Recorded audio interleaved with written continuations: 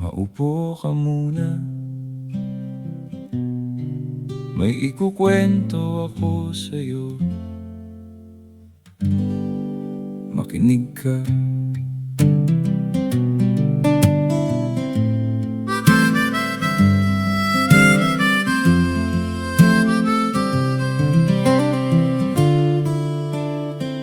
Nakita ko kung paano mo tinitigan ang tatay mo kanina. Tila ba gusto mong lamunin ng apoy ang buong sala? Oo, baka ikaw ang tama sa inyong pinagtatalunan, pero hindi ibig sabihin pwede mo na siyang sigawan. Nakalimutan mo yata ang lalamunang ginagamit mo ngayon para magmataas. Sila ang nagpakain dyan noon para ka magkalakas. Hindi kayo magka-level, igalang mo ang nauna sa'yo.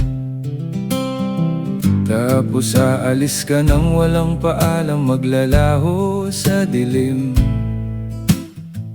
habang ang nanay mo'y naiwang nakadungaw sa may pinto. Hindi naman nila hinihingi na ikulong ka sa hawla. Nag-aalala lang sila, huwag mong masamain ang kalinga.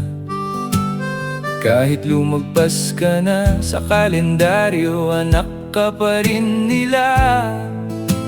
Isang simpleng mensahe, isang tawag. Huwag mong hayaang pumuti ang buhok nila kakahintay sa tunog ng gate. Kasi ang magulang, hindi yan pader na sinasandalan lang pagpagod ka na.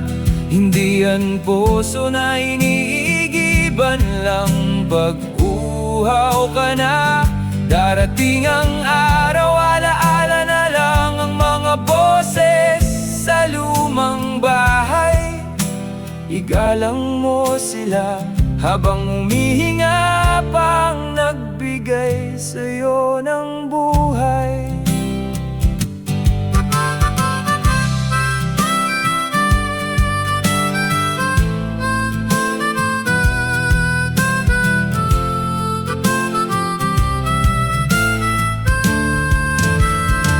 At pag-uwi mo, iiwan mo ang kalat sa ibabaw ng lamesa.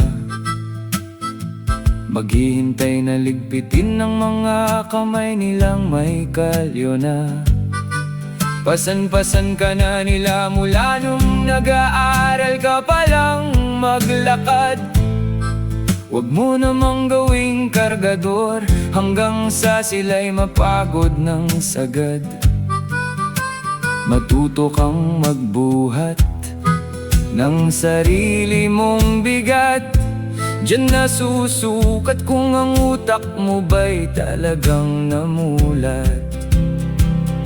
Ang bilis mong maniwala sa tapik ng mga tropa, sa tamis ng dila ng mga kasama mo sa inuman. Maraming makikinig sa'yo pag hawak mo ang baso, pero pag dumaan ang unos at naging abo ang iyong pera, sino ang matitira?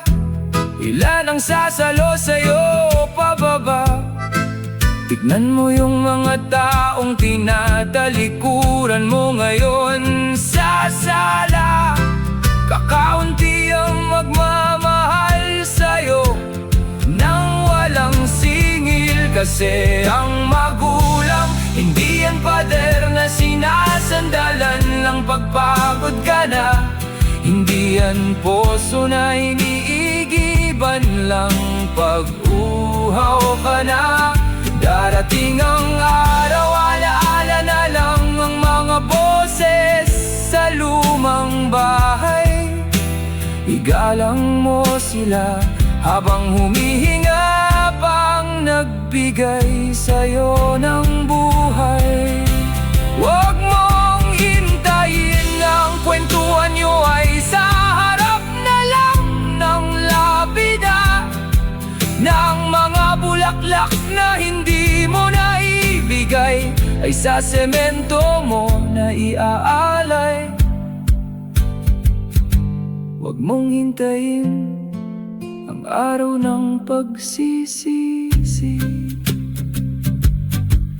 Ang respeto, ibinibigay yan habang mainit pa ang kape nila sa umaga, habang nakakasagot pa sila, habang nandyan pa sila.